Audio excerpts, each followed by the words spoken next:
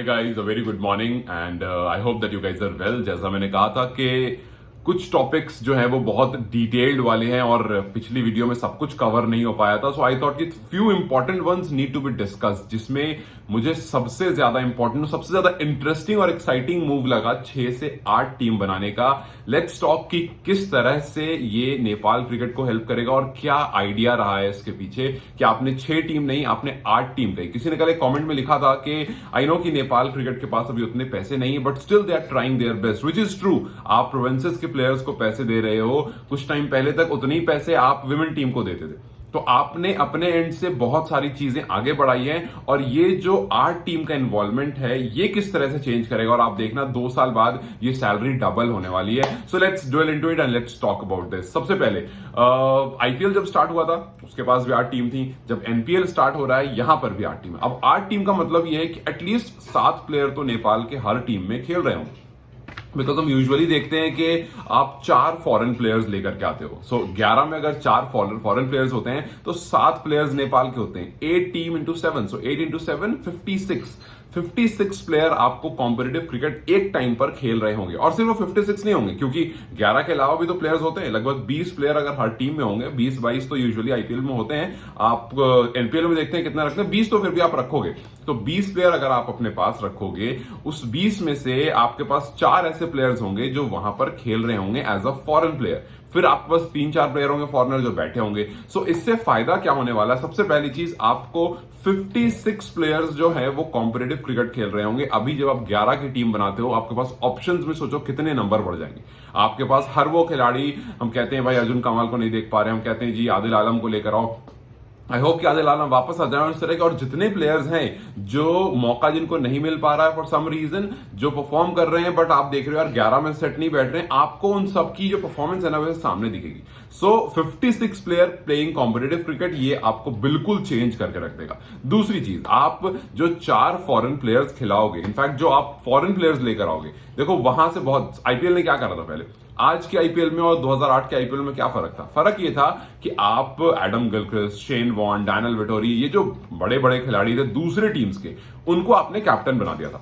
आपने उनके आइडियाज सीखे। देखो एक चीज हमेशा ध्यान में होनी चाहिए कि जब भी आप कॉम्पिटिटिव क्रिकेट खेल रहे हो और जब भी आप बाहर से लोगों को इन्वॉल्व कर रहे हो, तो अपने ईगो को थोड़ा साइड करना पड़ता है। बहुत सारी कंट्रीज ऐसी हैं जो अपने ईगो को साइड नहीं कर पाती हैं। अब आप देखो 2008 में इंडिया ऑस्ट्रेलिया से बहुत कमजोर टीम थी, इंडिया न्यूजीलैंड से बहुत कमजोर टीम थी, इंडिया इंग्लैंड से बहुत कमजोर टीम थी। लेकिन आज 2024 में इंडिया इंग्लैंड को भी हराती है उसके घर जाकर, इंडिया ऑस्ट्रेलिया को भी हराती है उसके घर जाकर, इंडिया न्यूजीलैंड को भी हराती है उसके घर जाकर, और घर में तो खैर हराती ही हराती है, अपने घर में भी और बाहर भी। ये क्यों हो पाया? क्योंकि आप देखो, आपने डैनियल विटोरियो कैप्टन बनाया, आपने उनके आइडियाज सीखे। आपने एडम गिलक्रिस्ट को कैप्टन बनाया, उनके आइडियाज सीखे। आपने इंग्लैंड के एवन मॉर्गन को कैप्टन बनाया, उनके आइडियाज सीखे। तो जब आपको सामने वाले को हराना होता है, हिटलर का एक बहुत फेमस कोट है कि if you want to change the government या if you want to change the idea, first you need to follow the idea. सबसे पहले आपको उस आइडिया को फॉलो करना पड़ता है। आप उस आइडिया को फॉलो करो, उस आइडिया के टॉप तक पहुंचो, और फिर उसके बाद उसको चेंज कर दो। This is what you do.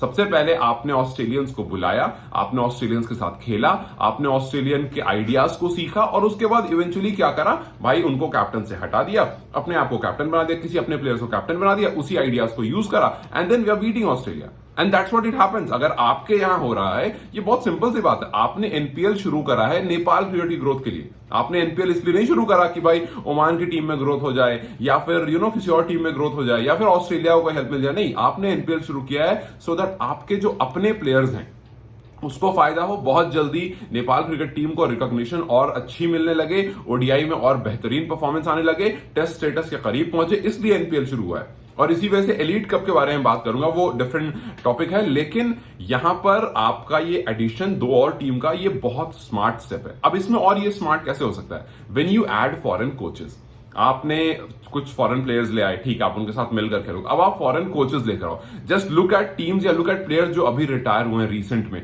आप देखो आसपास में कौन ऐसे प्लेयर हैं जो रिसेंट में रिटायर हुए, जो बहुत बड़ा, जिनका नाम है, अभी रिसेंटली ऑस्ट्रेलिया का एक प्लेयर है वो रिटायर हुआ है, और कौन से प्लेयर हैं जो रिटायर हुए हैं। तो उस पर आप नजर रखो, जिसने इंटरनेशनल प्लेटफॉर्म से रिटायरमेंट ले ली है, आप उसको कोचिंग के लिए अप्लाई करो या फिर असिस्टेंट कोचिंग के लिए अप्लाई करो।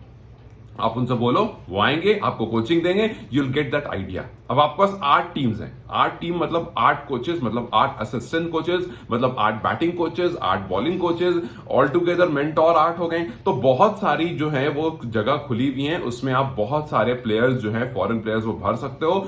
2 सीजन ऐसा रखो कि आप फॉरेन प्लेयर्स को ला रहे हो, उनके कोचिंग को ला रहे हो, उनके ये ला रहे हो, लेकिन कुछ हाई फाई को लाने की जरूरत नहीं है। और उस डिपार्टमेंट नेपाल के लोगों को रखना बहुत जरूरी है, क्योंकि आपको उनकी नहीं चलानी, आप उनको लेकर, इसलिए आप उनको नौकरी पर रखा है बेसिकली।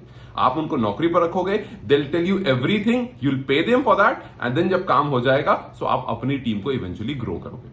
सो ये जो 8 टीम वाला पूरा आइडिया है, इसके पीछे बहुत सारा लॉजिक है। ऐसा नहीं है कि बस हुआ कि जी 6 हैं चलो 8 कर देते हैं, नहीं नहीं नहीं, इसके पीछे बहुत सारी चीजें हैं। ईच एंड एवरी प्लेयर जो इसमें ऐड हो रहे हैं, ईच एंड एवरी कोचेस जो इसमें ऐड होंगे, ईच एंड एवरी कैप्टन जो इसमें ऐड होंगे। और मैं तो ये कहता हूं कि 8 में से 5 टीम ऐसी रखो जिसका आप कैप्टन बना दो दूसरे को। ये नहीं कह रहा हूं कि ओमान को बना दो, इसको नहीं, किसी अच्छी टीम के, लेट्स से कि डेविड वार्नर खेलने आ गए, उनको कैप्टन बना दो। उनको कैप्टन बनाने का 2-3 फायदा होगा। ऐसा नहीं है कि वो आप पर रूल करेंगे, नहीं, यू विल अंडरस्टैंड कि ऑस्ट्रेलिया माइंडसेट कैसे काम करता है। क्या हुआ अभी, सनराइजर्स हैदराबाद बहुत बुरा, बहुत खराब परफॉर्मेंस कर रही थी, एसआरएच ने क्या करा, पैट कमिंस को लेकर आया, उनको कैप्टन बना दिया। इससे पहले एडन मार्करम कैप्टन थे। एडन मार्करम अपनी टीम को ऐसे T20 में चैंपियन बनाकर आए थे। आप चाहते तो रहने देते, आपने कहा नहीं यार पैट कमिंस को कैप्टन बनाते हैं। पैट कमिंस ने क्या करा, पूरी एसआरएच बदल दी भाई, फाइनल्स में लेकर आ गया। और हर एक मैच में दिख रहा था वो चेंज ऑफ माइंडसेट। वही होता है जो एक कैप्टन के बदलने से होता है। So when you will bring in someone like David Warner, make him the captain, ego को रख दो साइड में। ये मत कहो कि यार हमारे पास क्या बड़े प्लेयर नहीं है, हम उनको कैप्टन बनाएंगे, नहीं नहीं, आप लॉन्ग टर्म सोच रहे हो।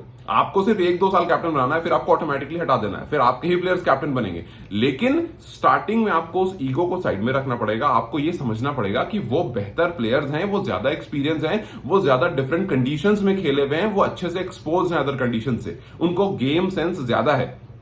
बहुत ऑब्वियस सी बात है यार, ये बात माननी पड़ेगी आपको। आप इस तरह से नहीं रह सकते हो कि जी हम सबसे बड़े हैं और हम ही सब कुछ हैं। ये थोड़ा सा मतलब देखो सिंपल, जब आप किसी के अगेंस्ट खेल रहे हो आपको वहां पर अपना पूरा टफ फेस शो करना है, लेकिन जब आप किसी के साथ हो आपको उसको रिस्पेक्ट करना है, बिकॉज ऑब्वियसली वो काफी ज्यादा बेहतर और बड़े हैं। और जब कल को इक्वलाइज हो जाएंगे तो आप जाकर उनको हरा दो। सो यही है, आप जब लेकर आओ उनको 1-2 मतलब 4-5 टीम में कैप्टन बना दो, 4-5 टीम अपने कैप्टन रखो, एंड देन उसके बाद लर्न फ्रॉम देम कि क्या उनके डिफरेंट माइंडसेट्स है, and then eventually use that against them. Simple. So इसीलिए मुझे लगा कि यार ये बहुत इंटरेस्टिंग है कि आपने 6 से 8 टीम करी, और ये 6 से 8 टीम के पीछे बहुत सारे लॉजिक्स मुझे जो समझ में आए, दैट आई थॉट कि it's important to put it in front of you guys. And then आपको क्या लगता है, what do you think and how do you say this, please let me know in the comment section so that we can talk about this. और भी बहुत सारे topics हैं, उस पर भी डिस्कस करेंगे in the next video, may be at night when I come back from the office. But I thought कि ये फर्स्ट था, इंपॉर्टेंट था, इसलिए मैंने सोचा कि इससे ही शुरू करते हैं। Okay guys, so let me know what do you guys think about this entire topic and how do you see this कि 8 टीम को ऐड किया गया। Do you agree with the foreign coaches and foreign captain ideas जो मैंने कहा, and how do you see everything? Do let me know in the comment section so that we can have a discussion over it. Thank you so much guys. You have a very lovely day. Bye bye. Take care.